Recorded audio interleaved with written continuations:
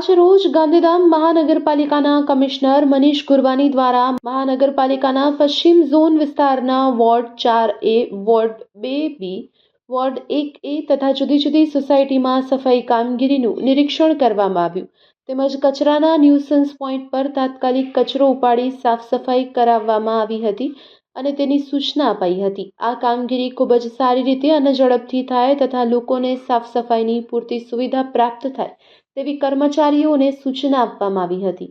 આમ સમગ્ર મહાનગરપાલિકા વિસ્તારમાં સફાઈની કામગીરી હાથ ધરી મહાનગરપાલિકા વિસ્તારને સ્વચ્છ અને સુંદર રાખવા માટે મહાનગરપાલિકા સતત પ્રયત્નશીલ રહેશે।